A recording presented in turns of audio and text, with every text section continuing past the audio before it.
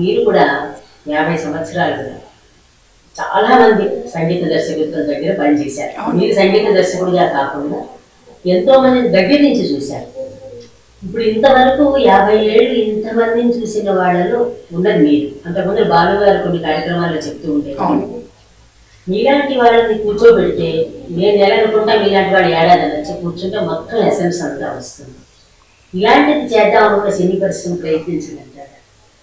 చెప్పేవాళ్ళు ఉండదు తర్వాత మాకు పరిశ్రమ ఎలా ఉంటుందంటే, పరిశ్రమ అంటే ఎవరు పెద్దవాళ్ళు అలా అంటున్నారు, అందులో ఎవరైనా ఎవరు పట్టించుకుంటారు. ఇది రైలు ప్రయాణం లాంటిది సినిమా జీవితం.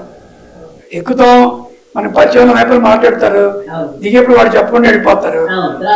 సినిమా కూడా అంతే. ఇది ఏంటంటే ఆ టైంకి ఏదో ఇంత మాయగా ఉంటుంది తప్పితే తర్వాత ఎవరు గుర్తుండదు. ఇప్పుడు సుశీల్ గారింటికి చాలా మంది వెళ్ళి పలకరిస్తుంటారా? ఎవరు పలకరించరు కదా. పివి శ్రీనివాసరావు పలకరించవని నాకు తెలుసు. వెరీ ఫ్యూ, 2-3 ఫ్యాన్స్ వెళ్ళి పలకరించేవాళ్ళు, నాట్ ఫ్రమ్ సినిమా ఇండస్ట్రీ. అలాగే చివరి టైంలో కైకాల సత్యనారాయణ గారింటికి రోజు వెళ్ళేవాళ్ళ, గుమ్మడి గారింటికి కానీ జమున గారింటికి, జమున గారి. సో ఫ్యాన్స్కే ఎక్కువ ఇది అంటే సినిమా ఇండస్ట్రీ వాళ్ళ పనులు వాళ్ళ బిజీగా సరిపోతుంది.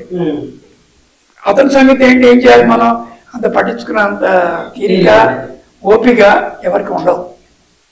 ఎందుకంటే కొంతవరకు ఈ పాడతా తీగ ప్రోగ్రామ్ లో బాలు గారు కొంత చెప్పిన సమాచారం దానికి కూడా ఒక లిమిట్ ఉంటుంది. కాకపోతే నేను అమెరికాలో జయ కళ్యాణ్ అని బుర్రా వంటి పేరు, తను డాలస్ లో ఉంటుంది. తను ఒక 30 ఎపిసోడ్లు నాకు చేసింది. మిగతా కూడా కంటిన్యూ చేద్దాం అనుకుంటున్నాం. ఒకవేళ తను చేయలేకపోతే వేరే ఎవరు చేస్తానో చేయొచ్చు అని అనుకుంటున్నాం. దాంట్లో వచ్చే మా ముత్తాత గారికి మొదలు పెట్టాను నేను. ముందు అసలు మా ఫ్యామిలీ ట్రీ, ఒక్కొక్క మ్యూజిక్ డైరెక్టర్ దగ్గర నా అనుభూతులు ఏంటి, ఇవన్నీ చెప్పుకుంటూ వస్తున్నాం. సో ఇవన్నీ దాంట్లో నేను పొందుపరచాలనుకుంటున్నాను. దాని తర్వాత అవన్నీ విని పుస్తక రూపం చేయాలనుకుంటున్నాం. యాక్చువల్ దాంట్లో తీసుకుని పుస్తకం చేసుకోవచ్చు. బాగుంటుంది. అది ఈ బుక్ బాగా చదివేవాళ్ళు అన్న పెడితే ఈ బుక్ కూడా బాగుంటుంది అని ఒక అభిప్రాయం ఉంది. జరుగుతుంది. అది మన చేతిలో పని కాబట్టి జరుగుతుంది. ఏదో ఒక రకంగా వాడే చెయ్యాలని అనట్లేదు. మా ఉద్దేశం ఏంటంటే ఇలా ప్రస్తావించడం వలన ఎవరికైనా ఆలోచన కలిగితే ముందుకు వస్తారేమో అని చిన్న ఆశ మాట్లాడండి. అనేక అసందర్భమైన ఒక ముక్క చెప్తా. ఎందుకని నేను ఈ మాట మిమ్మల్ని అడుగుతున్నానడానికి, కొంతకాలం క్రితం, ఒక 2 ఏళ్ల క్రితం కోట సచ్చిదానంద శాస్త్రి గారు ఉన్నారు కదా, హరికథ ఆయన. ఆయనతో ఇలాంటి ఇంటర్వ్యూ చేయడానికి వెళ్ళాను. ఆయన మాట్లాడుతూ ఉండగా అసలు ఇంతవరకు హరికథలో పద్మశ్రీ అనేది ఎవరికి లేదు అని అన్నారు.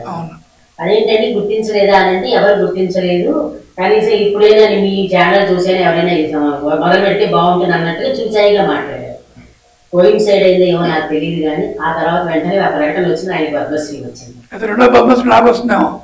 అది సంతోషం అని చెప్తున్నా. అంటే అన్ని మేము చెప్పుకున్నాం అనుకోండి, నా సైపు చెప్పుకున్నట్టు ఉంటుంది కాబట్టి నేను చెప్పాను. కానీ ఇది ఎందుకు ప్రస్తావిస్తాను, ఇప్పటికి కూడా ఎంత హుషారు. ఇద్దరు స్టేజ్ పక్కన కూర్చుంటే అది ఇన్స్పిరేషన్ తీసుకోవాలి. విజయవాడ లేదా, నాకు చాలా ఆనందపడ్డాను. అంతా అంతగా. ఎందుకంటే బాలసుబ్రహ్మణ్యం గారి తండ్రి నాకు తెలుసు, ఇది కదా. అలాగే హరికథ పితామహుడు ఆదిపట్ల నారాయణ దాస్ గారి మునిమనుడు నా ఫ్రెండ్. మేము చాలా ప్రైవేట్ ఆల్బమ్స్ చేస్తుంటాం. ఆయన అబుదాబిలో ఉంటారు. సో ఏమో అంటే మేమంటే ఎవరెవరు పూనుకోవాలి, చక్కల్లో పోస్తే తీర్థం కదా. ఇప్పుడు నాతో నేను గొప్ప మ్యూజిక్ అని చెప్పుకుంటే ఆహా అని మంచిగా నవ్వుతారు. బాలసుబ్రహ్మణ్యం గారు చెప్తే, వెంకయ్యనాయుడు గారు చెప్తే, మోడీ గారు చెప్తే ఇదే మాటే. ఇప్పుడు అంతే. ఎవరి గురించి పక్క వాళ్ళు చెప్పి ఆ చెప్పేవాళ్ళలో విషయం ఉండాలి, వినేవాళ్ళ దగ్గర కూడా విషయం ఉండాలి. చేయాలనే ఒక సంకల్పం ఉంటేనే ఇవన్నీ జరుగుతాయి. అదే అందుకంటే ఆయన అన్న మాట ఇది. అయిన తర్వాత ఫస్ట్ ఇంటర్వ్యూ కూడా మనకే ఇచ్చారు ఆయన.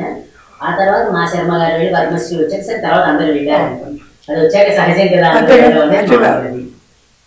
ఇప్పుడు మీరు చెప్పిన ప్రకారంగా ఇంతమంది దగ్గర కీబోర్డులు పనిచేయడం కానీ, మ్యూజిక్ డైరెక్టర్ గా చేసినప్పుడు కానీ ఒక్కొక్కసారి తెలియకుండా ఒక చేదనుభవం ఎదురవుతుంది. మన ప్రమేయం లేకపోతే ఎవరో ఒకళ్ళు ఏదో ఇబ్బంది పెట్టడము అలా ఏం నాకు అంత అవకాశం నేను ఇవ్వలేదు. ఇప్పుడు బాలకృష్ణ చాలా మన 4 టాప్ హీరోస్ ఒక హీరో కదా. నేను చేసిన 3 సినిమాల్లో కనీసం కంపోజింగ్ పేరు కూడా తను రాల. సో మన వర్క్ బాగుంటే వాళ్ళు మన డిస్టర్బ్ చేయరు. రికార్డింగ్ టైంలో మీకు ఎవరైనా అనారోగ్యం వచ్చి రాలేకపోయి ఇబ్బంది పడ్డా అలా ఏం లేదండి, ఎప్పుడు అలా జరగల, ఎప్పుడు జరగల. డబ్బులు కూడా కొంతమంది ఒకసారి మాత్రం 2 సినిమాలకి సురేష్ నా పేరే చనిపోయాడు. 2 సినిమాలు చేశా, కాలేజ్ స్టూడెంట్ను ఇంకోటి రెండో కృష్ణుడు అని 2 సినిమాలు చేస్తే నాకు డబ్బులు ఇవ్వాల.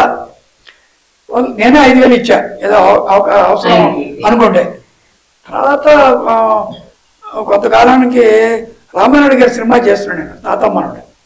ఈయన వచ్చాడు, వస్తే నాయుడు గారు చెప్పారు, సార్ ఇది ప్రొడ్యూసరు, ఆయన పిలిచి మాట్లాడి ఏమనుకుంటున్నాను వాళ్ళ వంశం ఏమనుకుంటున్నాను, ఎంత మంచి మ్యూజిషియను అలా ఎక్కడొచ్చో తప్పు కదా మరి అంటే. కాదండి నాకు ఆయన ఒక 7 లక్షలు ఇస్తే ఆయనకి నేను 2 ఫ్లాట్లు కలిపి నేను 1 ఫ్లాట్ పెట్టుకున్నాను, కొత్తవి కడుతున్నాం. నేను ఒక రియల్ ఎస్టేట్ ఇదండి బల్కంపేట అమీర్పేట నేను ఇస్తాను ఆయనకి అన్నాడు. సో కొంతమంది ఈ ఒక్కటే చేదు అనుభవం, కానీ తీపి అనుభవంగా మరి 7 లక్షలకి 2 ఫ్లాట్లు ఇప్పుడు ఇవాళ వస్తాయి మాకు. సో భగవంతుడు నాకు ఆ విధంగా మంచి చేశాడు. డబ్బు రూపంలో నేను డబ్బు వస్తుందనే అసలు ఈ ఫీల్డ్ రాలా. నాకు డబ్బు కావాలనుకుంటే నేను కీబోర్డ్ ప్లేయర్ కాలు వేసుకుంటే నా డైలీ ఇన్కమ్ ఇవాళ కనీసం అంత వర్స్ట్గా చూసుకున్న 10-15 వేలు డైలీ. కనీసం నేను 10-15 కోట్ల పైన పోగొట్టుకున్నా. ఇది మ్యూజిరేషన్లోకి వచ్చిన తర్వాత మానేయడం వల్ల లెక్క చూసుకుని తెలుస్తుందిగా మాకే. సో దానికి ఎప్పుడు నేను చింతపడలా. మనం ఏదో తినడానికి ముందే పిల్లల బైక్ వచ్చారు బాగానే ఉన్నాం అంత. కాకపోతే అవతల వాళ్ళ లెవెల్ అది మన నో కంపారిజన్. ఏదో ఎవరు అదృష్టం వాళ్ళది. రెహమాన్ అదృష్టం రెహమాన్ది, ఇళయరాజా అదృష్టం ఇళయరాజాది, మా తమ్మన్ అదృష్టం తమ్మంది, డిఎస్పీ అదృష్టం డిఎస్పీది. సో ఎవరి అదృష్టం వాళ్ళది. మనం కంపారిజన్ ఉండకూడదు కూడా, మంచిది కాదు. మంచిది కాదు. ఎవరిని హేళనగా మాట్లాడకూడదు. నాకు ఇష్టం ఉండదు, ఎవరిని మాట్లాడితే కట్ చేస్తాను. నీకెందుకు? వాడే వాడి అదృష్టం బాగుంటే వాడు కోటి సంపాదిస్తాడు, నీకేనా నష్టం దానివల్ల? అది తప్పు. చేసుకో నువ్వే రావు అని చెప్తా అంతవరకు. సో అందుకని అలా ఏం లేదు. మీ మాధవపతి సత్యం గారు అబ్బాయితో మాట్లాడినప్పుడు వాళ్ళ నాన్నగారి గురించి మాట్లాడుతున్నప్పుడు మూర్తి గారు అంటారు, అవును వాళ్ళ నాన్నగారు చాలా సింపుల్ గా ఉండేవారు, సైకిల్ మీదే వెళ్ళి కూరలు వాడికన్నా మీ అందరికీ అదే. నేను సీనియర్స్ కదా, వాడు చిన్నపిల్లాడు కదా. నేను మా అన్నయ్య మేము చిన్నప్పుడు వెళ్తే వాటిలో ఇకి ఇచ్చే జ్ఞాపకం ఉండేది. అది మేము అన్నం తిన్నప్పుడు వివాహ భోజనం పెట్టి అన్నం తింటే మెల్లగా దిగిపోయి అది కీ ఇవ్వండి అనేవాడు. పెద్ద మనుషులన్నీ అయ్యో చచ్చితి నేను చచ్చితే పాటలు అప్పట్లో. సో ఇవన్నీ వినేవాళ్ళం. ఆ గ్రామ్ఫోన్ రికార్డ్స్.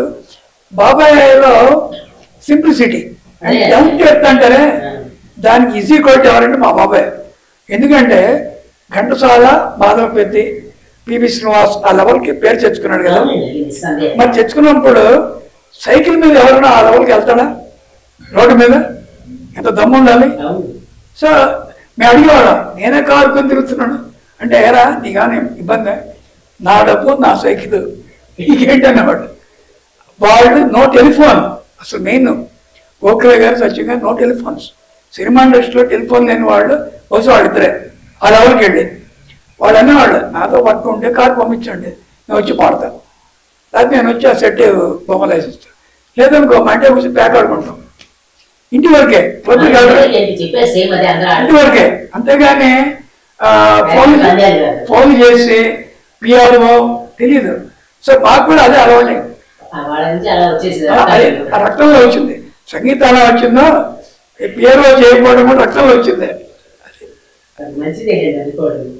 ఇప్పుడు దీనికి అంతే ఉంది. మనకు కావాల్సింది ఏంటంటే చక్కగా ఆకలి వేయాలి, మంచి భోజనం చేయాలి, క్వాలిటీ మీల్స్ తినగలిగే, అరాయించుకునే ఓపిక ఉండాలి, బాగా పడుకోవాలి, రెండో అవసరం. నాకు రా అంటే నిద్ర వస్తుంది, పో అంటే నిద్రపోతుంది. ఇంతకన్నా ఎన్ని కోట్లు ఉంటే ఏం సుఖం. ఇది మాత్రం అసలు అండర్లైన్ చేసుకోవాల్సిన విషయం. అది ఇంపార్టెంట్ కదా.